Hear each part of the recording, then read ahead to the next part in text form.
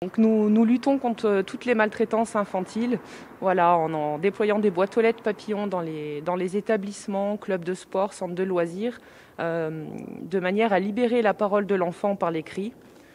Voilà. Alors, pour les chiffres, on parle de 2 enfants par classe pour les violences sexuelles et de 3 enfants par classe pour le harcèlement scolaire. Donc, ce qui représente 165 000 enfants par an, une fille sur 5 pour les violences sexuelles et un garçon sur 13. Voilà, donc souvent la victime va porter le poids du silence pendant de nombreuses années. Et ce silence est très destructeur. Donc plus tôt nous libérons la parole de l'enfant, et plus tôt il peut se reconstruire. Dès qu'un établissement installe une boîte aux lettres, on sensibilise chaque élève sur les différentes violences qui peuvent exister et sur l'importance de libérer sa parole. C'est un temps d'échange vraiment riche, avec des regards déjà soulagés de savoir que la boîte aux lettres est à leur portée.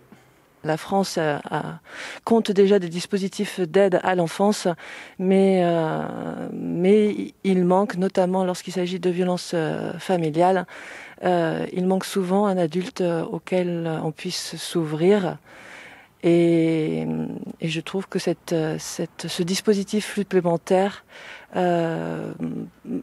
peut permettre, dans certaines situations, d'arriver à débloquer, à se dire que là, on peut s'exprimer de cette façon-là, alors que dans un autre contexte, c'est plus difficile.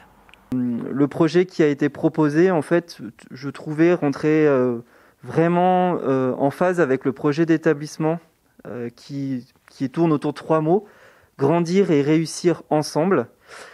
Et ces 3 mots prennent évidemment une dimension dans l'apprentissage des cours, mais pas seulement, elle prend aussi une dimension dans la vie scolaire des élèves, dans la vie de l'élève, voilà, dans sa globalité. C'est aussi un projet fort de l'enseignement catholique de prendre l'élève en compte dans sa globalité, pas seulement sur les temps de présence de cours.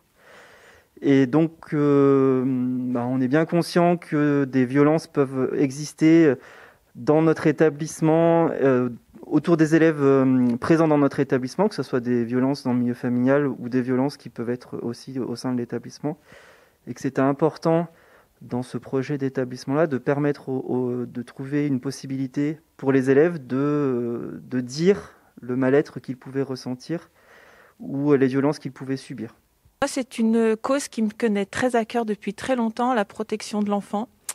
Par mon métier, je vois des conséquences tous les jours de ce que peuvent être les violences infantiles. Je suis infirmière et du coup, je trouve très très important de faire de la prévention dès le plus jeune âge et surtout de permettre aux enfants de pouvoir trouver un moyen pour se libérer chaque jour de ce qu'ils vivent. Grâce à l'association, j'espère qu'on prendra conscience de l'utilité de dispositifs comme ceux-ci pour permettre la protection infantile.